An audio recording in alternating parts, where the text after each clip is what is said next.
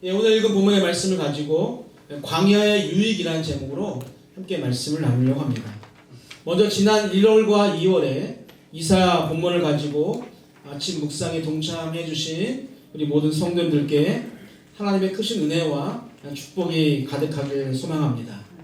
이제 우리가 3월과 4월은 아침밤 묵상으로 민수기 본문을 우리가 묵상하게 되는데 1월과 2월보다 더 많은 분들이 말씀으로 삶을 시작하고 또 말씀으로 하루를 마무리하는 그런 3월과 4월이 되기를 주님의 이름으로 축복합니다. 그래서 오늘 민수기에 들어가기 전에 민수기의 본문을 가지고 우리가 어떻게 볼 것인가에 대해서 잠시 생각해 보려고 합니다.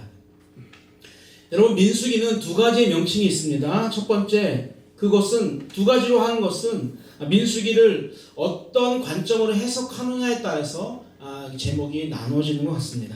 하나는 헬라어 구약 성경이라고 하는 70인역에서 민수기는 아리스모이라고 하는, 영어로 넘버스, 그리고 한글로는 숫자들이라고 하는, 그래서 우리 한글 성경에 민수기, 백성의 숫자를 기록한 성경이 민수기이죠.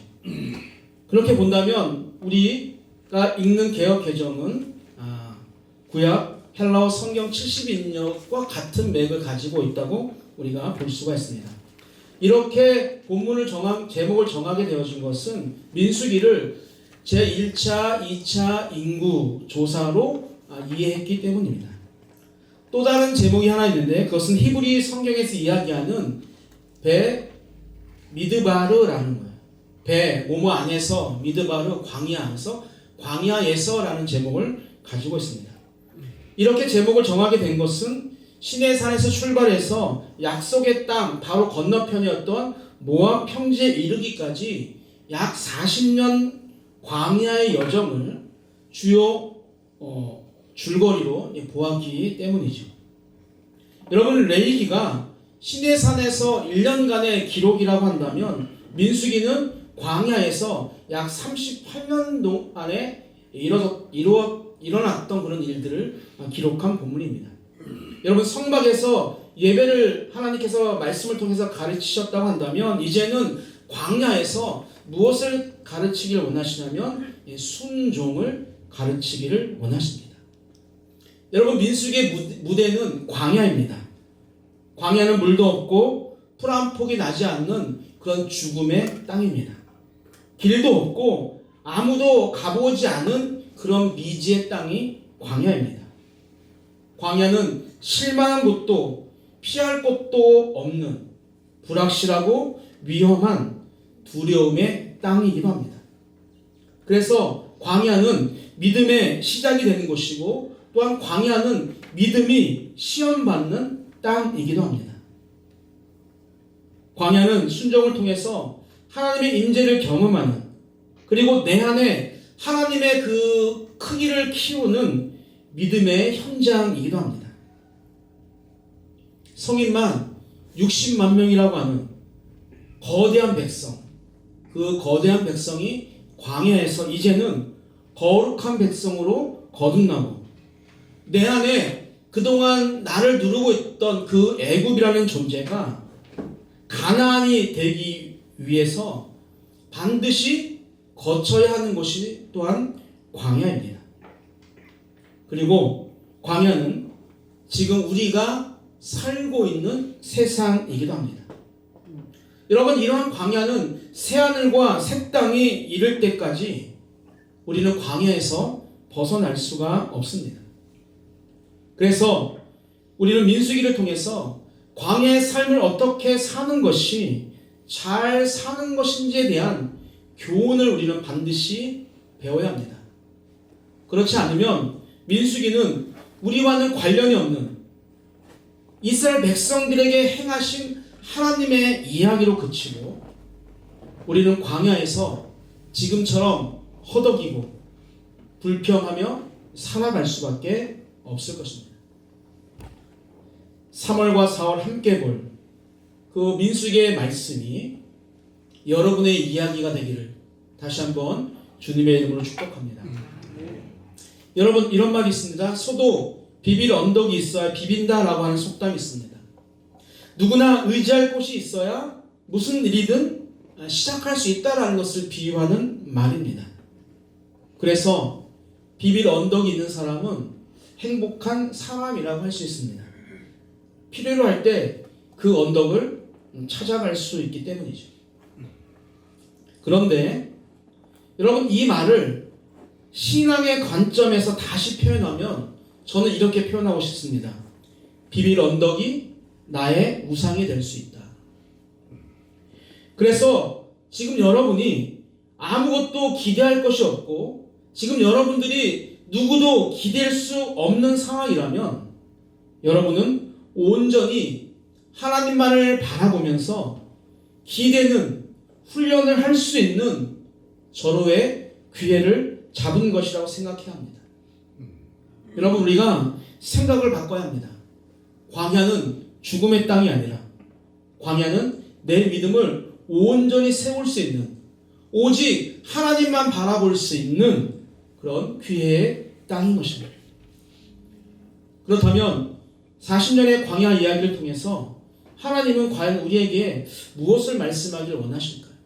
엄청나게 많은 것을 원하실 텐데 다 말씀드릴 수 없어서 오늘 4가지만 짧게 여러분들에게 말씀을 드리려고 합니다. 먼저는 광야에서도 하나님은 우리를 인도하고 계신다는 거예요. 여러분, 광야가 힘든 것은 날씨가 덥고 춥고 먹을 것이 부족하기 때문입니다. 그러나 정말로 힘든 것은 나와 함께 해준 사람이 없다는 거예요. 여러분, 우리 인생을 돌아보면 배가 고프고 또 힘든 노동을 할 때보다 내 주변에 아무도 없어서 늘 혼자인 것처럼 느끼고 살 때가 더 힘들었던 기억들이 여러분들 안에 다 있을 거라 생각합니다. 여러분, 배고픔은 옛말로 수돗물로 채울 수 있고 지금으로 이야기하면 다이어트 한다라고 생각할 수 있습니다. 그러나 내 주변에 아무도 없다는 것은 그 어떤 것으로도 위로가 되지 않습니다. 한 성도님의 마음속 상처에 대한 이야기를 들었습니다. 여러분, 상처받은 이유는 교회 점심이 부족해서 교회 그 점심이 맛이 없어서가 아닙니다.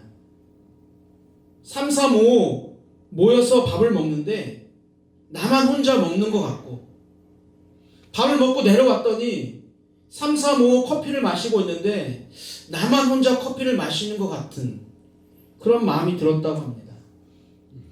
그것이 그분의 마음을 힘들게 했고 그로 인해서 모든 공동체에 대한 불만족으로 그것이 발전되고 말았습니다. 여러분, 그만큼 혼자라는 것은요 견디기가 쉽지가 않습니다.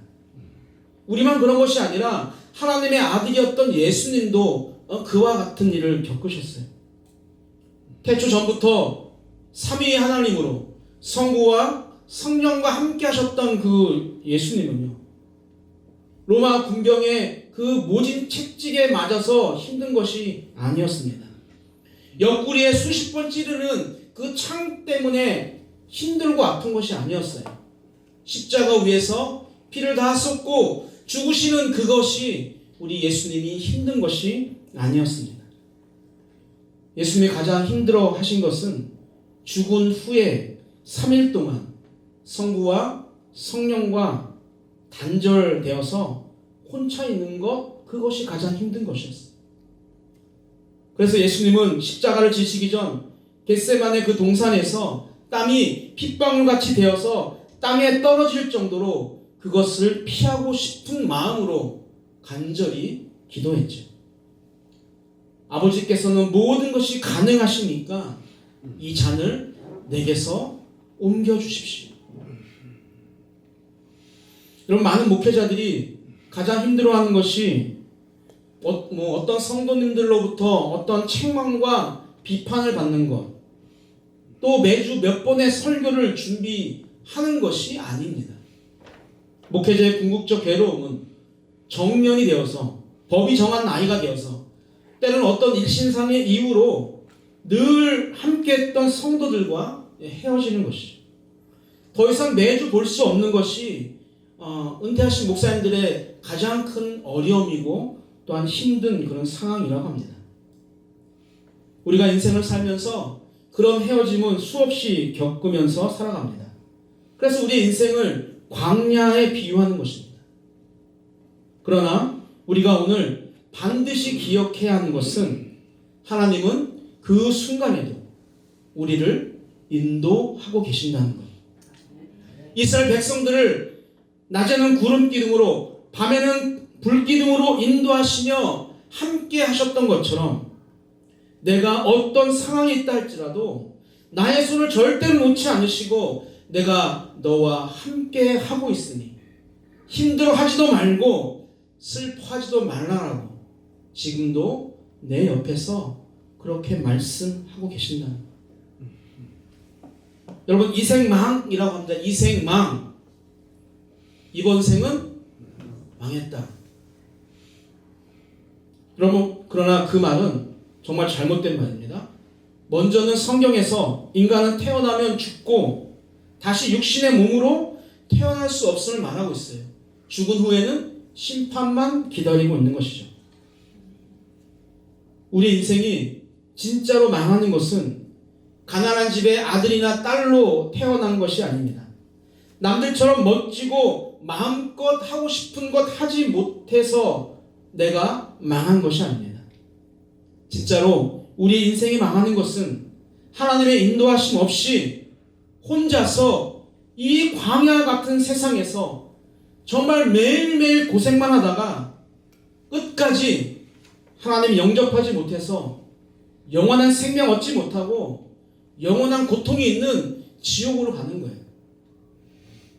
평생을 한 번도 예배에 빠지지 않았음에도 불구하고 여전히 하나님을 몰라서 나중에 하나님 앞에 섰을 때 내가 너를 모르겠다라고 하는 그런 책망을 받는 것이 정말 이 생에서 가장 망한 인생을 사는 것입니다.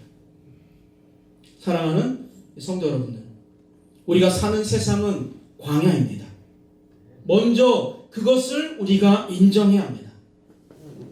그러나 그 광야의 시간을 견딜 수 있도록 우리 하나님께서 나와 함께 하시고 나를 인도하신다는 것까지 우리가 인정해야 합니다.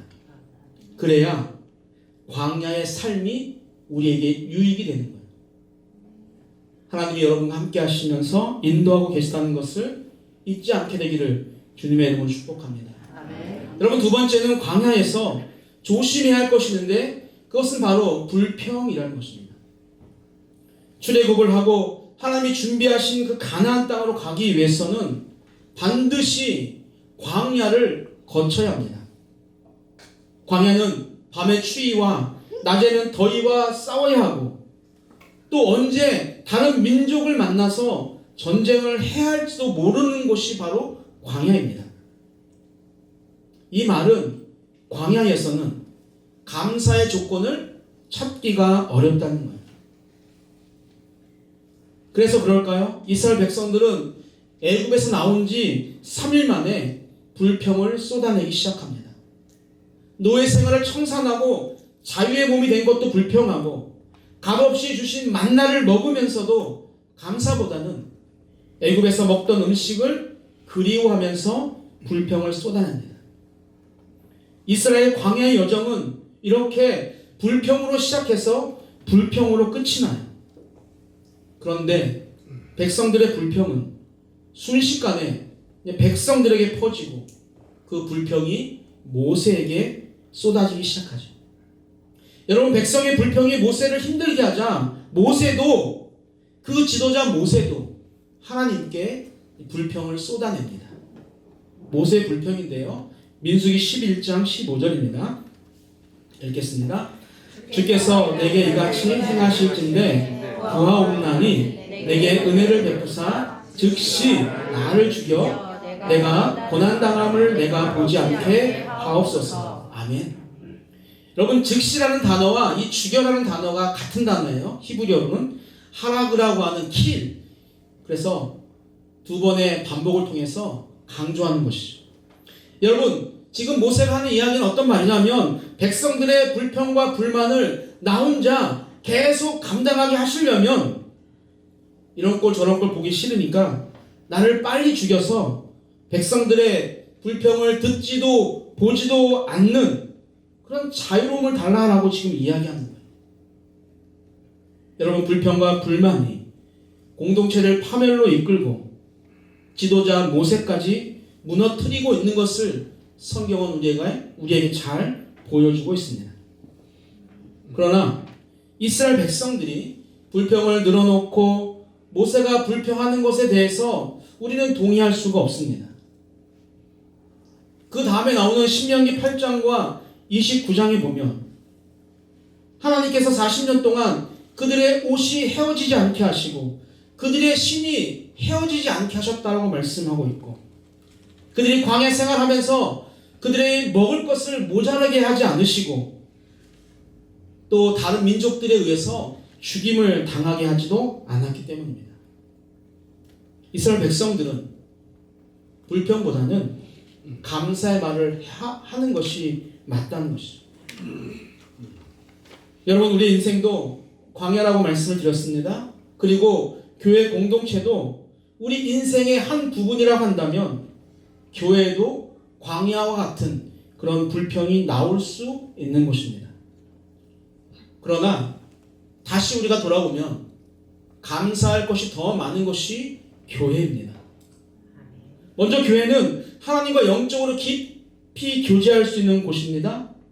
그리고 교회는 세상과는 다르게 대부분의 사람들이 나의 겉모습을 보면서 나를 거부하지 않고 나를 반겨주고 함께 고민을 말하고 또 어려운 문제를 놓고 함께 기도하는 곳이 교회이기 때문이에요.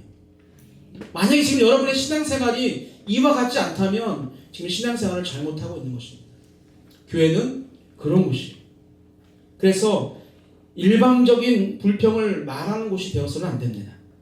어떤 상황에서도 불평을 늘어놓는 것은 공동체에 도움이 되지 않고 그것은 절대로 하나님이 원하시는 방법도 아니기 때문입니다. 여러분, 지상교회는 완벽한 교회가 없어요. 이 말은 무슨 말이냐면 완벽한 사람들만 교회에 모이는 것이 아니라는 거예요.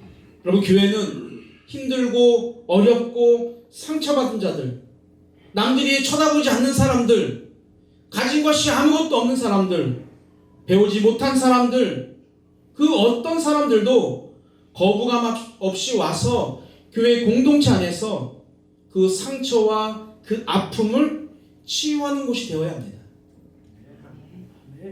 광야는 여러분 분명히 불평할 요소가 더 많은 곳일 수 있죠. 그러나 그 속에서 우리는 감사를 찾는 자가 되어야 합니다. 감사를 찾고자 하는 자는 불평이 가득한 곳에서도 감사를 찾을 수 있어요. 그러나 불평을 찾기를 원하는 사람은 아무리 감사가 많아도 불평만 찾는 것이죠. 여러분들은 어떻게 생각할지 모르지만 저는 산돌교회가 불평의 조건보다 감사의 조건이 더 많은 교회라고 생각합니다. 다른 교회 목사님들이 산돌교회 유튜브를 보면 깜짝 놀래요. 찬양을 어떻게 저렇게 잘할 수 있냐고 칭찬하시고 또 뒷 배경 영상 퀄리티가 정말 너무너무 높다라고 칭찬을 하십니다. 코로나19를 겪으면서 많은 교회들이 정말로 힘든 시간을 보냈어요. 안타깝게도 수천 교회가 문을 닫았습니다. 남아있는 교회들도 아직 예전에 70%, 80%도 회복되어지지 않았다라고 모든 목사님들이 걱정을 합니다. 그러나 산돌교회는 코로나 시국에도 조금도 흔들리지 않은 한남노회에서 아니 총회에서 몇 안 되는 교회라고 저는 자부합니다. 그리고 제가 볼 때 너무너무 좋은 분들만 산돌교회 다니고 있다고 생각합니다. 여러분, 무엇이 더 불평스러울까요? 얼마나 더 채워주시면 우리는 불평하지 않고 교회를 섬길 수 있을까요? 제가 볼 때는 내가 문제인 것이지 교회는 전혀 문제가 없어요. 사랑하는 성도 여러분들, 산돌교회는 정말 감사의 조건이 많은 교회라는 것을 믿으시길 바랍니다. 혹 내 안에 불평과 불만의 상황들만 보인다면 이제부터라도 감사의 조건을 찾는 우리 산돌의 성도님들 되시기를 주님의 이름으로 축복합니다. 여러분, 세 번째는 광야를 천천히 걷게 하신 것도 축복이라는 거예요. 여러분, 한국 사람들의 여행 방식과 외국인들의 여행 방식 중에서 가장 차이가 나는 것이 있다면, 한국 사람들은 짧은 시간에 많은 곳을 보고 사진을 막 연속으로 막 찍고 자리를 계속 옮기는 거죠. 그러나 외국 사람들의 방식은 긴 시간 머물거나 한 장소에, 아니면 여행 기간이 짧으면 그 짧은 시간 내라도 한 곳에 오래 머물면서 충분히 몸으로 체험하는 것이 달라요. 여러분, 여행을 다녀오면 너무 좋았다라는 말도 하지만 피곤하다라는 말을 더 많이 듣는 것 같아요. 여러분, 쉬기 위해서, 즐기기 위해서 여행을 갔는데 다녀오면 왠지 더 피곤한 것 같은 것이 한국 사람들의 여행의 특징 중에 하나입니다. 그래서 시간이 어느 정도 지나면 여행한 도시의 이름도 잘 기억이 나지 않아요. 그 도시에 이것이 있었는지 저 도시에 저것이 있었는지도 기억이 나지 않아요. 저도 2011년 이스라엘 성지순례 다녀왔는데 띄엄띄엄 기억은 나는데 전혀 연결이 안 돼요. 왜? 하루에 수십 군데만 다니니까. 여러분, 빠른 것이 다 행복하거나 만족을 주지는 못하는 것입니다. 여러분, 이스라엘 백성들의 광야의 삶을 보게 되어지면 하루도 안 돼서 옮기는 경우도 있고, 때로는 긴 시간 동안 몇 년 동안 머물렀던 적도 있습니다. 40년간 이스라엘 백성들은 광야에서 만나라는 사건, 구름기둥과 불기둥의 사건, 또 고라 일당의 반란 사건, 수없이 많은 사건을 통해서 자신들이 믿는 하나님, 우리들을 인도하시는 그 하나님이 어떤 분인지를 알게 되었어요. 40년 동안 각종 절기를 지키고 또 그 광야라는 특성 때문에 흩어지면 죽을 수밖에 없는 그 상황 가운데서 한 마음이 되어서 그 어려움의 시간들을 견딜 수 있었습니다. 더 많은 대화를 할 수 있었고 또 서로를 배려하는 그런 마음도 갖게 되었을 거예요. 제가 어릴 적만 해도 방 한 칸에 온 가족이, 아버님, 어머님, 가족들이 살았던 경우가 참 많이 있습니다. 살림이 좋아져서 이제 방 두 칸으로 이사를 가도 여전히 아이들은 방 하나에서 자는 거죠. 여러분, 그때는 못 느꼈는데 지금 그렇게 하라고 한다면 굉장히 불편할 것 같지 않아요? 여러분, 그렇게 사는 것이 불편했겠지만 그거로 인해서 형제간의 우애는 더 깊어질 수 있었고 또 서로를 배려하는 좋은 전통도 우리 한국에 있었습니다. 그러나 지금은 각자의 방이 생기고 따로 분가해서 사는 세대가 많다 보니까 그런 끈끈함은 사라진 지 오래된 것 같아요. 내 방을 갖게 되면 왠지 행복할 것 같았지만 그것이 참 행복은 아니라는 것이죠. 여러분, 이스라엘 백성들이 천천히 광야를 걷고 움직이는 것은 그래서 행복이에요. 그냥 행복이 아니라 신명기 8장을 보게 되어지면 이스라엘 백성들은 40년의 그 광야 시간을 통해서 무엇을 알게 되어졌냐면 사람이 떡으로만 사는 것이 아니라 여호와의 입에서 나오는 말씀으로 산다는 것을 그들이 알게 하시기 위해서 우리 하나님께서 40년의 광야의 삶을 주셨다라고 성경이 기록하고 있어요. 40년의 생활은 그래서 그들에게는요 축복의 시간이었습니다. 산돌교는 왜 이렇게 부흥도 안 되고 제자리 걸음만 하고 있는가라고 생각할 수 있습니다. 그래서 축복받지 못한 교회라고 생각할 수도 있어요. 그러나 반대로 생각하면 많지 않지만 그것 때문에 우리가 더 많이 알 수 있고 우리가 더 많은 사람들에게 서로 관심을 가질 수 있기 때문에 저는 이 순간이 어쩌면 우리의 신앙생활에 있어서 가장 축복된 시간이라고 생각됩니다. 여러분, 지난 연말 올 연초에 12명, 13명 정도의 성도가 등록을 했어요. 그런데 아시다시피 몸이 하나잖아요. 예전에 교회를 방문하고 또 등록하신 분들에 비해서 제가 잘 섬기지 못하고 있는 것에 대한 미안함이 제 안에 있습니다. 저는 그래서 지금 별로 행복하지 않아요. 제 마음이 행복이라는 것이 아니라 제 마음이 많이 편하지 않아요. 왠지 미안해요. 더 많은 시간 함께 드려야 되는데 그렇지 못하는 거예요. 지금 등록하신 분 저랑 아무것도 못하고 있는 분들이 있어요. 왜? 시간이 없어서. 여러분, 그렇다고 정체된 것이 좋다는 것은 아니에요. 40년의 세월 동안 광야에 머물렀지만 조금씩 하나님께서 허락하신 그 가나안 땅으로 향했고, 결국엔 그 요단을 건너서 가나안 땅으로 들어갔던 그 이스라엘 백성들처럼 우리 산돌교회도 어떤 시간이라고 하는 것에 우리가 얽매이지 말고 조금씩 움직이는 것이, 어디로? 우리를 위해서 준비하신 그 본향으로 우리가 조금씩 움직이는 거예요. 그리고 조금씩 부흥하는 교회가 되었으면 좋겠습니다.